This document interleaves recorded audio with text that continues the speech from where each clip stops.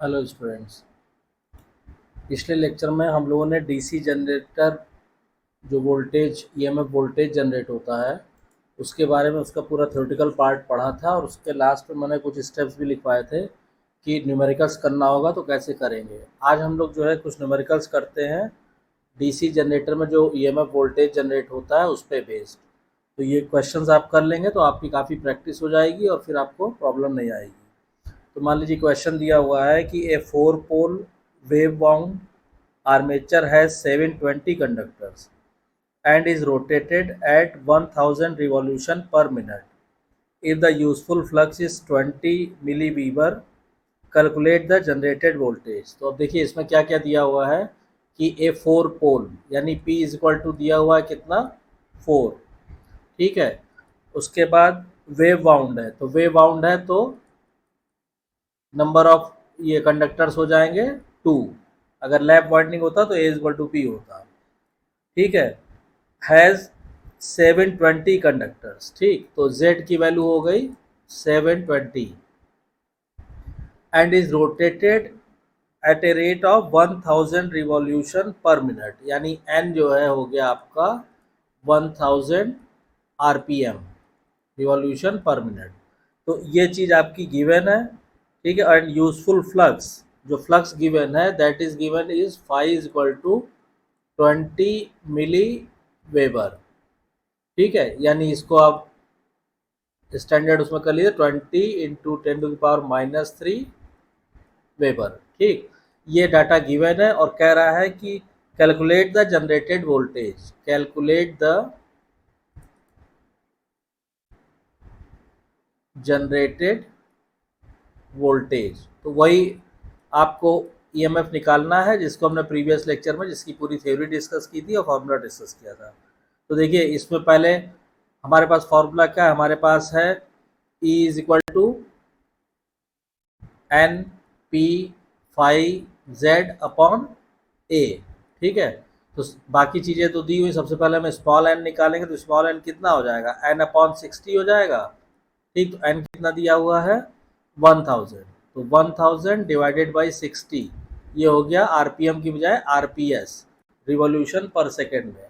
ठीक है, अब इस अच्छा फाइव हमारे पास दिया हुआ है तो अब इसको हम क्या करेंगे ई इज इक्वल टू हमारा क्या हो जाएगा, अभी सारी वैल्यूज हम रख देंगे तो ये हो जाएगा 1000 into 4 into 20 into 10⁻³ into 720 divided by हो गया हमारा 60 इंटू 2। ठीक, तो ये वैल्यूज आप रख के कैलकुलेट करेंगे तो ये आ जाएगा आपका 480 वोल्ट, ये आंसर आ जाएगा। तो इस तरह से आप जनरेटेड वोल्टेज निकाल सकते हैं। अब इसके बाद हम लोग नेक्स्ट क्वेश्चन करते हैं। देखिए नेक्स्ट क्वेश्चन में मैं पढ़ रहा हूँ, आप देखिए इसमें लिखा है an 8 pole lap connected armature has 40 slots with 12 conductors per slot generates a voltage of 500 volt. Determine the speed at which it is running if the flux per pole is 50 milliweber। तो अब इसमें देखिए क्या क्या दिया हुआ है, 8 पोल है तो यानी P इज इक्वल टू हो गया आपका 8। और चूंकि लैप कनेक्टेड है, लैप कनेक्टेड में क्या होता है A is equal to P होता है, तो इसलिए A की वैल्यू भी क्या हो गई 8 हो गई। ठीक, अब आपको निकालना है टोटल नंबर ऑफ कंडक्टर्स। तो टोटल नंबर ऑफ जब कंडक्टर्स आप निकालेंगे इसमें तो total number of conductors equal to हो जाएगा नंबर ऑफ स्लॉट्स, जितने स्लॉट्स हैं और हर स्लॉट में जितने कंडक्टर हैं, और इनटू कंडक्टर्स पर स्लॉट। ठीक है, तो देखिए अभी हमने क्वेश्चन में आपको पढ़ा था कि कितना नंबर ऑफ स्लॉट्स कितने हैं 40 और पर स्लॉट कंडक्टर कितने हैं 12, तो ये आप मल्टीप्लाई करेंगे ये आ जाएगा 480। ठीक, नंबर ऑफ कंडक्टर्स हो गए 480। जनरेटेड वोल्टेज कितना दिया है, ई दिया है 500 वोल्ट्स। ठीक, फ्लक्स कितना है, मैग्नेटिक फ्लक्स है बराबर आपका 50 मिली वेबर, मतलब ये हो गया आपका एक तरह से 50 इंटू 10⁻³ वेबर। और आपको निकालना क्या है, आपको एन निकालना है। तो पहले आप क्या कीजिए, आप उसी फॉर्मूले में रखिए E is equal to N P five Z upon A. इस फॉर्मूले में आप रखेंगे तो इस फॉर्मूले में रख के यहाँ से, या यहाँ से आप n इज इक्वल टू कितना हो जाएगा, E into A divided by P five Z. ठीक, तो इसको वैल्यू आप रख दीजिए। E कितना है 500, ए हो गया आपका 8 डिवाइडेड बाई पी हो गया आपका 8 इंटू ये हो गया 50 इंटू 10⁻³ इंटू 480। तो n की जो वैल्यू रिवॉल्यूशन पर सेकंड की वैल्यू आ जाएगी 125/6 आरपीएस रिवॉल्यूशन पर सेकंड। अगर इसको मान लीजिए आप उसमें करना चाहें, से सपोज कीजिए आरपीएम में, तो एन हमारा कितना आ गया, एन हमारा आ गया 125/6 रिवॉल्यूशन पर सेकेंड। अब अगर आरपीएम में निकालेंगे तो एन इक्वल टू क्या हो जाएगा, एन इंटू 60। तो इसको हम रख देंगे 125/6 इंटू 60। ये कैंसिल कर दीजिए, कितना आ गया 1250 आरपीएम रिवॉल्यूशन पर मिनट। ये आपका आंसर आ गया कि इस वेलोसिटी से रन कर रहा है। ठीक, अब इसके बाद नेक्स्ट क्वेश्चन करते हैं। क्वेश्चन को आप सुन लीजिए। क्वेश्चन को लिखने में या राइटिंग में, डिक्टेशन में उतना मैं टाइम नहीं वेस्ट करना चाह रहा हूँ आप लोगों का।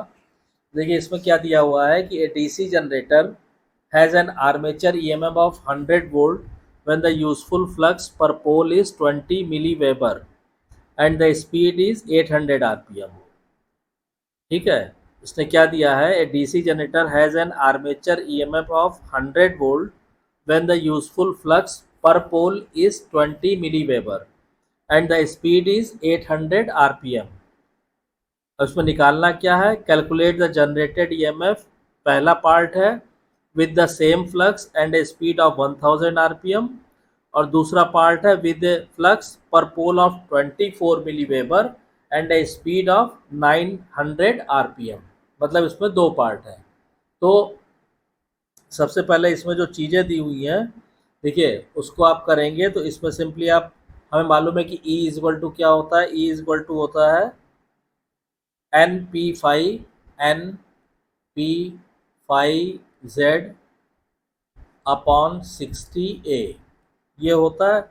इसको हम क्या कर सकते हैं, इसको हम इस तरह भी लिख सकते हैं कि PZ अपॉन 60A। ये तो किसी भी मशीन के लिए हो गया कांस्टेंट जनरेटर के लिए, और N इंटू 5 ऐसे हमने लिखा। ठीक है, क्योंकि इसमें आप लिख सकते हैं कि PZ और A किसी भी मशीन के लिए is a constant for a given machine. एक मशीन के लिए कांस्टेंट होगा। तो अब आप क्या करेंगे, इसको चाहे आप सिंप्लीफाई करने के लिए केवल लिखने में आसानी रहेगी, आप इसको कोई भी कांस्टेंट मान लीजिए। आपने मान लिया के। ठीक, तो एक तरह से E बराबर आ गया KN5। ठीक है, अब हम क्या करेंगे कि अब मान लीजिए हमने कहा कि जो E1 है, से E1 इक्वल टू हो गया के N1 ये क्या हो गई, ये हो गई इनिशियल वैल्यू, है ना। और E2 इक्वल टू के N2 ये हो गई फाइनल वैल्यू। ठीक है, तो अब यहाँ से अगर हम E2 अपॉन E1 करेंगे तो क्या आ जाएगा, के N2 अपॉन 5 डिवाइडेड बाई के N1 अपॉन 5 के से के कैंसिल हो जाएगा, सीधा सीधा ये आ जाएगा N2 5 अपॉन N1 5। ये रिलेशन निकल के आ गया। अब जो आपका क्वेश्चन में जिस तरह दिया हुआ है उस तरह आप वैल्यूज रख दीजिए। क्वेश्चन में क्या दिया हुआ है, जैसे पहला पार्ट जो है क्वेश्चन का हम लोग बात करें। ठीक है, अब हम लोग क्वेश्चन के